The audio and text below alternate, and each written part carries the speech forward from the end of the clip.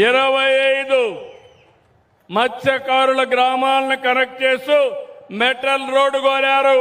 6,27,00,000 sanction చేస్తున్నాం.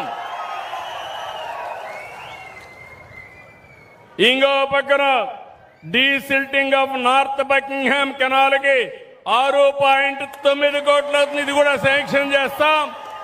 దీన్ని inland water ways గా క్రియేట్ చేస్తాం.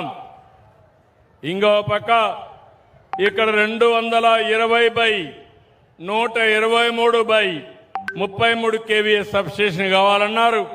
ఇది కూడా శాంక్షన్ చేస్తామని చెప్పి హామీ ఇస్తున్నా.